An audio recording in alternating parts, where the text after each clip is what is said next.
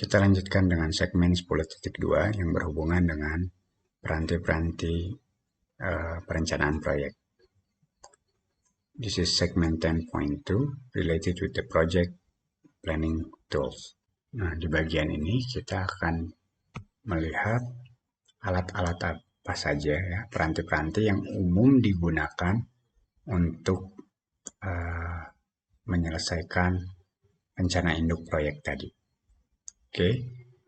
Yang pertama adalah istilahnya Work Breakdown Structure, WBS. Ya, WBS ini akan menjelaskan kerjanya apa saja, kemudian akan didetailkan menjadi tugas-tugas tertentu. Kemudian ada lagi istilahnya adalah Responsibility Matrix. Ini akan menjelaskan organisasi proyeknya seperti apa, peran dari para pekerjanya apa, dan tanggung jawabnya seperti apa dalam satu bagian work breakdown structure. Lalu ada juga nanti event dan capaiannya seperti apa. Kemudian Gantt chart, ya ini tidak perlu saya jelaskan lagi, walaupun nanti ada satu bagian yang lebih ke arah S-curve. Jadi kalian harus mengetahui advanced version dari Gantt chart tadi. Ini lebih ke arah penjadwalan dan detailnya seperti apa. Kemudian ada network scheduling analysis. Jadi untuk melihat hubungan antar kegiatannya seperti apa. Bisa menggunakan PERT, bisa menggunakan CPM, Critical Pathway Method. Kedua-duanya ditujukan untuk mengoptimalkan pekerjaannya seperti apa. Kapan harus seri, kapan harus paralel. Kemudian cost estimation and budgeting. Ini berhubungan dengan estimasi biaya dan bagaimana memperkirakannya. Jika sesuai dengan schedule atau kelebihan dan lain sebagainya. Lalu forecasting. Nah, forecasting ini lebih ke arah kita mengetahui resikonya seperti apa dan dampaknya bagaimana seandainya ada yang tidak sesuai dengan perencanaan di awal.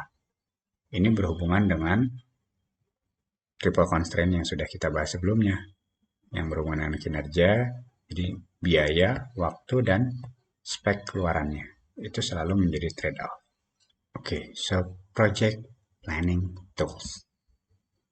When we prepare the whole system, we have to make several tools to make it easier. The first one is related with WBS. This is work breakdown structure. Basically, we have a detailed jobs and how to make them into specific tasks. The second one is responsibility matrix. So when you have a framework of work breakdown structure, you have to put in project organization, who is the key personnel and how their responsibility related with the whole system. The next one is event and milestone. Gantt chart, I will not discuss in detail related with Gantt chart, but basically you know the whole or the total schedule. But we will discuss a little bit related with the S-curve. This is the advanced version of Gantt chart. And then network scheduling analysis. Why we need this one? There is a critical pathway method. So we can understand the critical activities, which one should be prioritized. The next one is cost estimation and budgeting, and also forecasting. The idea is to identify risk and consequences of deviation. But please be aware, this one is related with triple constraint that we already discussed previously. Remember expenses, time, and the output of the spec. The output spec. This one is correlated to each other. Have a good balance.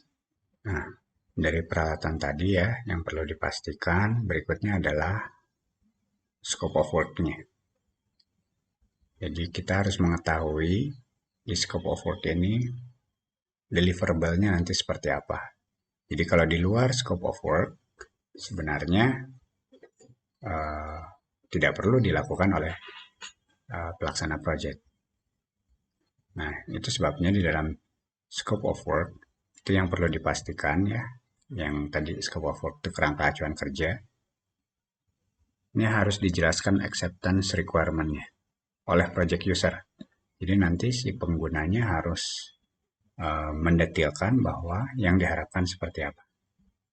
Kemudian ada project objective, ada general spec untuk outcome-nya atau produknya. Nah, yang harus ditekankan adalah terkait dengan work items. Jadi apa saja yang harus dilakukan, dan yang paling penting adalah keluarannya, deliverable-nya, yang diharapkan dari user. Nah, untuk kasus-kasus tertentu, itu ada yang harus didefinisikan secara detail, tapi tidak termasuk di dalam scope dari suatu proyek. Nah, sebagai kontraktor itu sebenarnya bisa menolak dalam tanda kutip. Oke, ini contoh proses desain misalnya. Untuk tahapan proses engineering, deliverable-nya biasanya berhubungan dengan proses description dan block flow diagram. Kemudian ada juga desain kriterianya seperti apa. Lalu PFD untuk kondisi normal, startup, shutdown, dan kondisi upset. Kemudian biasanya PFD itu akan dilengkapi dengan heat and material atau mass balance. Sama ini pun untuk normal, startup, shutdown, dan kondisi upsetnya. Lalu ada dynamic mass balance simulation model. Nanti ada juga plan water balance, ada process and utility PNID-nya. Di PNID tidak hanya untuk proses utama aja, tapi ada juga untuk utility-nya. Kemudian waste dan emission.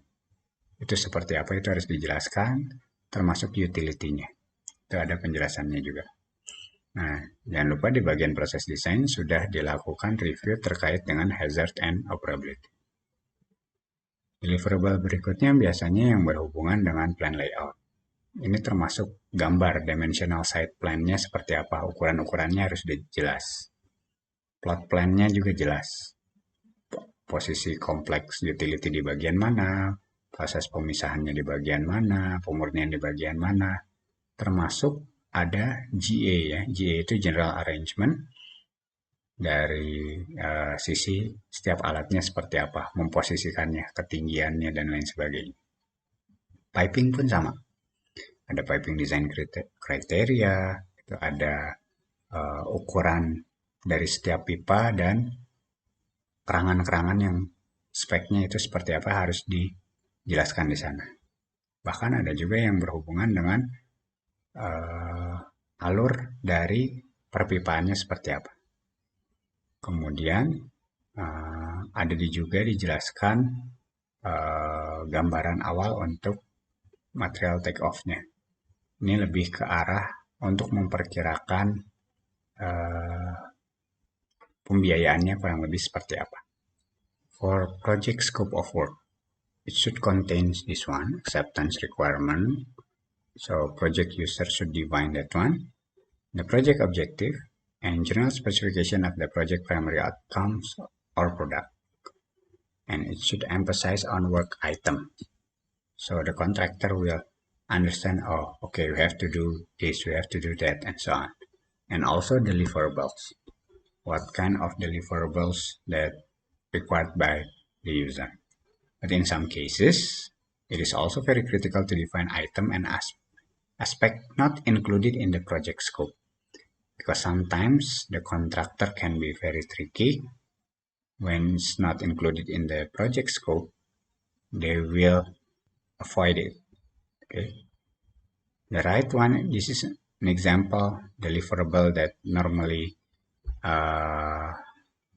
produced by process engineering part for detailed design. Okay, starting from process description and block flow diagram, process design criteria, process flow diagram for normal startup, shutdown, and upset condition, and so on, including the utility PNID. Okay, waste and emission as well.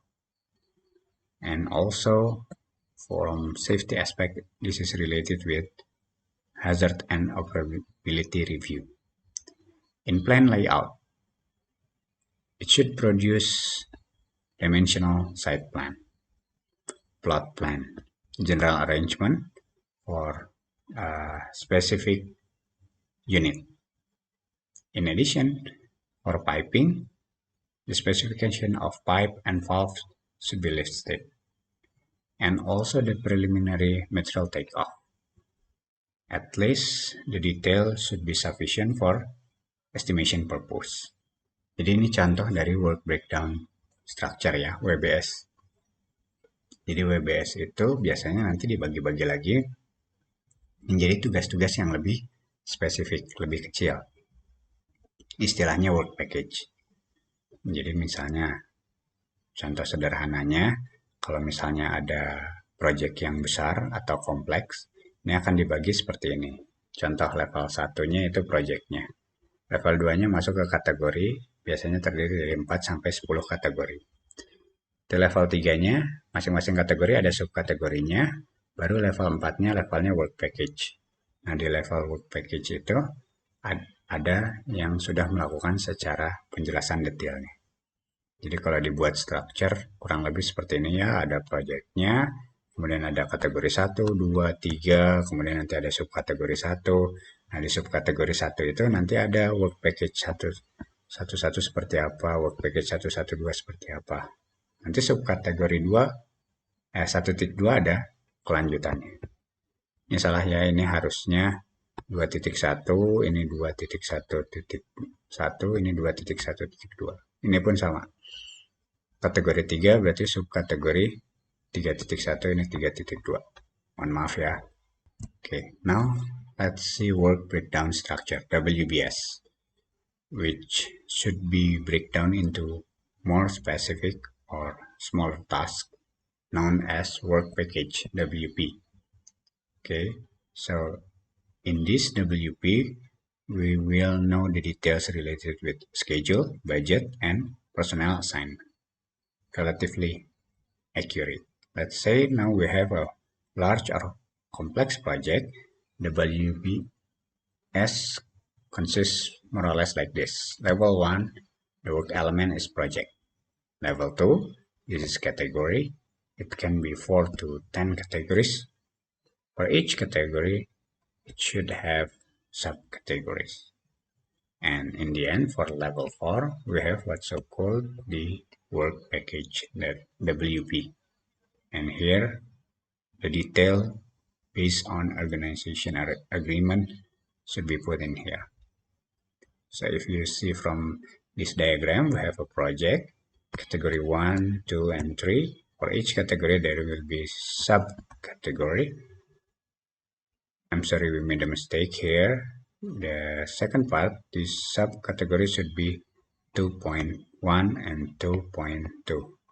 Here 3.1 and 3.2. For each subcategory, there will be work package 111, work package 112. Okay, so this one should be work package 211 and work package 212. Similarly, for subcategory 3.1, the work package here should be 311 and 312. Nah, ini adalah contoh dari diagram WBS-nya ya, yang tadi dicontohkan. Jadi kurang lebih sama dan ada penjelasan detailnya seperti apa. Ya, level 1, 2, 3, 4. Bahkan kadang-kadang dari ini kan kategori langsung ada tugasnya. Tugas nanti ada subtugasnya, baru nanti ada yang spesifik work package seperti ini. Jadi kadang-kadang di level 3 ada work package-nya juga. Jadi bergantung kepada nature-nya. Ada yang work package baru terjadi setelah task ya. Jadi ini istilahnya bukan subkategori tapi ada task dulu kemudian subtask. Okay, this is another example for WBS tree diagram. The level 1 related with the project, level 2 is for category, but a difference between the previous one, here we know we are not setting the subcategory, instead we use the term task. Okay, but please be aware, in a certain category, it can have a specific work package in the same level as task. In addition, let's say we have additional subtask. So if this is the case in level 4, there will be a work package that in the same level as subtask. So when you have a more complex system like this, after subtask, you will have a detail of each activities inside the work package. And here, if you can see here, this is level 5. Nah, sekarang kapan kita bisa menentukan detail terkait work package? Yang jelas di dalam work package itu harus clear ya, kemudian harus komprehensif. Jadi harus cukup detail untuk menyampaikan apa yang harus dilakukan. Kemudian sumber dayanya itu seperti apa? Dari sisi pekerjanya bagaimana, skill yang dibutuhkan apa, alatnya apa, fasilitasnya apa, dan seterusnya itu harus jelas. Kemudian waktunya, dalam work package itu harus ada waktunya. Berapa lama pekerjaan ini harus dilakukan. Kemudian biayanya. Ya, ini yang berhubungan dengan resources, manajemen, dan semua biaya yang berhubungan agar pekerjaan ini bisa terselesaikan. Sebelah kanan ini adalah contoh yang menarik bagaimana menentukan resource requirement sehingga work package-nya menjadi lebih baik. Sama-sama tukang las, yang atas dan yang bawah. Pembedanya apa? Yang di atas harus ada kemampuan untuk menyelam, yang bawah cukup kemampuan lasnya. Sertifikasinya ini berbeda jauh ya. Jadi yang atas harus punya skill menyelam dan juga skill melakukan proses pengelasan. Tapi yang bawah cukup skill pengelasan saja. This is the criteria for defining work package. We have to put as details as possible. But please be aware, should be clear and comprehensive statement of work. Let's say the task should be informing all the parties to know exactly what must be done. Second one related with resource requirement. The labor, skill, equipment, facilities, and so on should be identified. The third one is time, for sure how long the task should be performed. And the last one is cost, not the cost related with the resources, but all the related expenses should be estimated here. On the right one, you can see this is a good example. The difference in resource requirement. On the top, not only a typical welder. This welder should have a certification for diving as well. But for the bottom part, we just need a standard welder or the certified welder. We don't need a certified diver as well. Oke, berikutnya terkait dengan tanggung jawab. Siapa yang harus melakukan tanggung jawab dalam mengerjakannya, melakukan pengecekan, dan melakukan approvalnya. Outcome-nya pun sama, deliverable-nya itu harus dijelaskan dengan baik. Kemudian input-nya, apakah ada kondisi tertentu atau ada kegiatan tertentu yang harus dilakukan sebelumnya. Kemudian quality assurance, pastikan semua kondisinya itu memang sudah mencakup secara detail. Kalau dilihat di tertan ini ada di bagian 5 ya, di chapter 5. Kemudian apapun informasi tambahan yang memang dibutuhkan itu harus tercantum di sana. Jadi gambar di kanan kalian bisa melihat bagaimana ada status dari drawing, ada waktunya, kemudian ada yang buatnya siapa, yang melakukan pengecekan siapa, kemudian engineer-nya siapa, reviewer-nya siapa, dan approval-nya siapa. Itu semua harus dilakukan dengan detail. Dan itu dibiasakan pada saat kalian rancangan pabrik. Sebagai tambahan, kenapa kalian diminta untuk melanjutkan terkait dengan program insinyur ya, insinyur profesional. Itu agar nanti pada saat penandatanganan ini ada kredibilitasnya. Kalau kalian statusnya masih ST, sarjana teknik, itu sebenarnya belum layak untuk menandatangani dokumen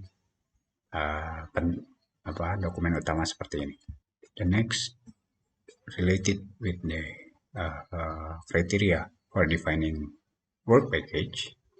The first one is responsibility.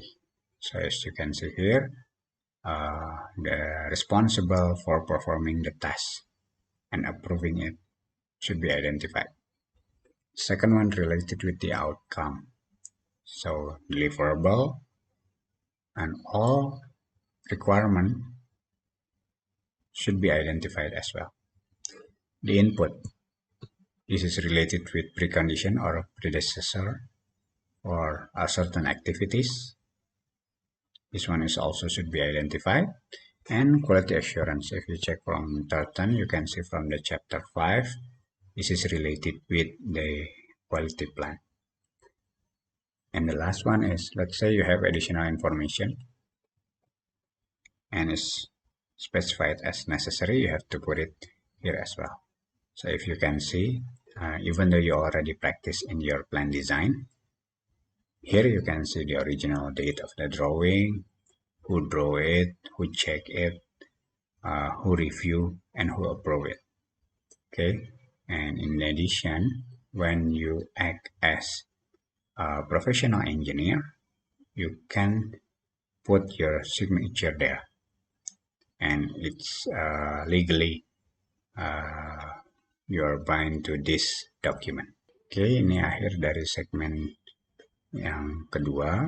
Kita akan melanjutkan di segmen berikut. This is the end of this second segment. We will continue for the next segment.